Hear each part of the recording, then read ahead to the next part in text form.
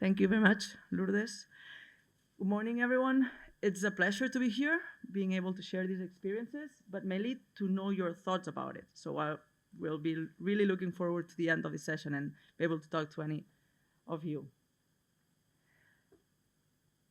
So just a few insights of our call, health research call. You probably know it, but from the last 6 editions, HR 18 to HR 23, we got more than 3,700 proposals. We are right now evaluating the 24th edition, sorry, the HR 24, the 7th edition, and again, the submission proposals increased. So we have a huge amount of proposals.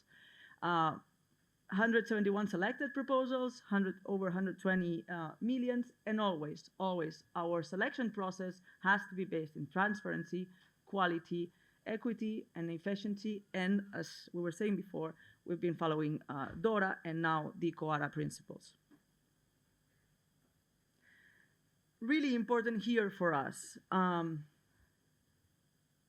AI tools for us really respond to real needs. And we need to find solutions. And assisted AI tools are the solution we find that fit best our system, our processes. Again, real needs, high number of submitted proposals, huge thematic dimensionality problem. We really need specific expertise to evaluate those proposals.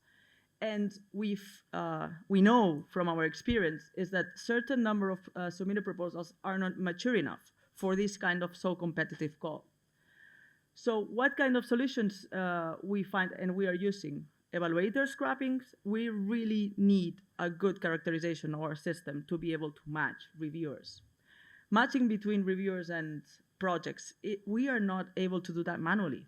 We will need to work, 40 people for a month with that huge number of proposals. And then we'll be talking about content eligibility, but it's a new process that we've been applying the last 2 years.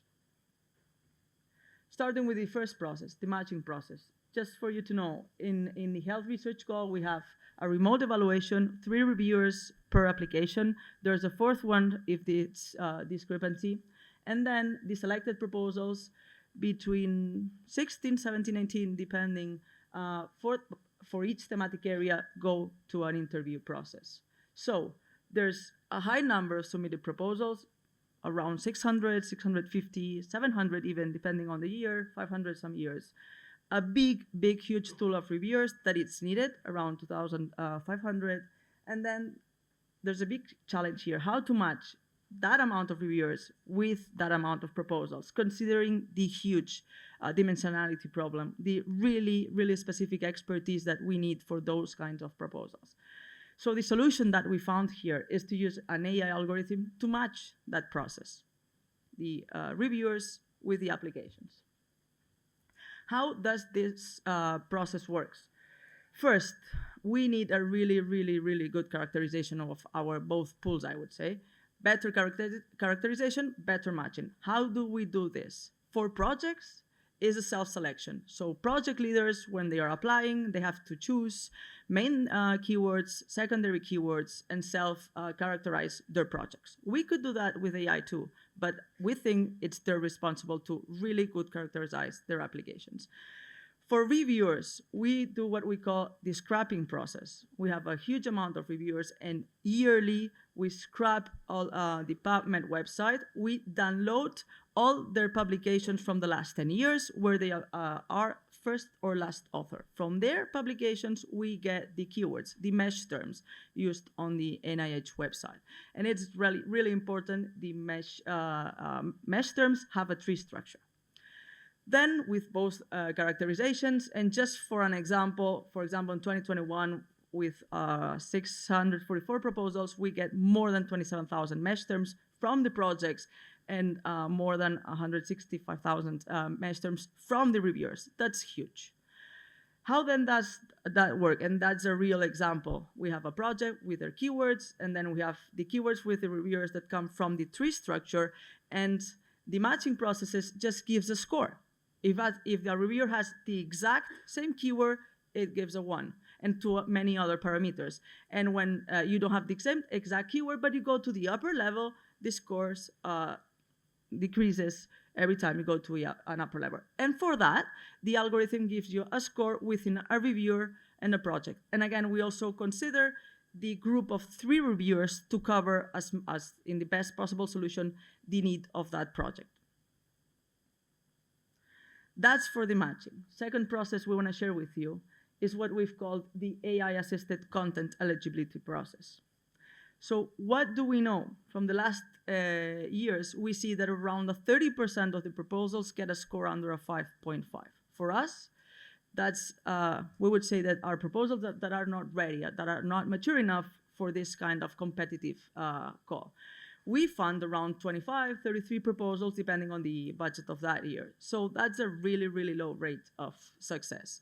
So could we find a process that could somehow alleviate the workload that the reviewers have and somehow predict or know those proposals that are going to have a low probability to be selected?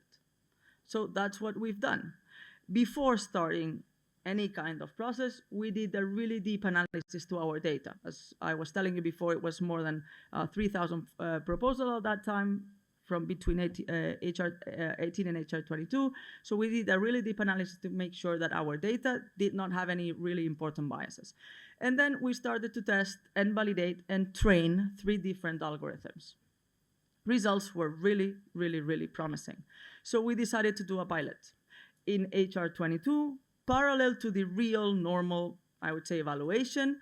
We did the piloting of how it would have been done if we had done the content eligibility process. So after going through the eligibility format, those applications are sent to the AI algorithms, to the 3 of them. Some of them are flagged by the 3 algorithms, and then those proposals also are sent to 2 human being reviewers to just confirm if the rejection or not of that proposal. And we let them know that if they have any doubt related to that, we are happy to review that proposal. So they just have to say if they confirm or not.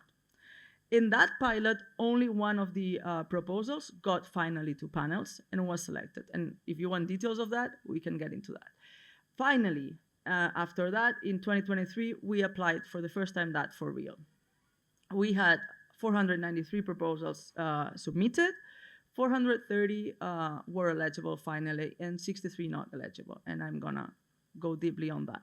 So we got 493, then 395 were completely eligible since the beginning, and 98 were pre-flagged by the algorithms.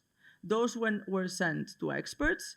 35 were rescued by those experts saying they had any kind of doubt related to the flag, and 63 were finally rejected. So finally, at the end, we had 430 proposals eligible that went to the panels and that finally went selected. Only one proposal labeled by the AI algorithms and saved by the reviewers got to panels but was not selected. Even if we took into account one algorithm individually, remember we are using 3 of them, this was the only proposal that was flagged by the algorithms that got to the last stage. Okay, our process for us is really, really important that through everything that we test, again, on AI-assisted processes are based in transparency, human intervention. Legally, with the 10%, it would be more than enough, but right now, with the content eligibility, we are sending to a human intervention the 100% of the proposals that are flagged by the AI algorithm. And again, explainability of the processes. We know that's a huge room of improvement here, and we are working on that. So conclusions on that. Our processes need a continuous improvement. And that's our goal yearly. AI can be used as a tool to assist in assessment processes. Where's the limit? As James was saying. Step by step to ensure acceptance. Our results have been really solid through all the process. Even we are taking I would say, the conservative path. But we're happy to do that to ensure acceptance and go step by step to all these processes. Room for improvement in explainability, and we have a specific project, and I will tell you about it now. Any final decision is under human validation, and that's really important with solid results.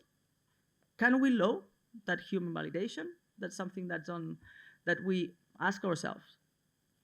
These algorithms have been trained to detect low probability of being selected, but results are even more impressive detecting the best proposals.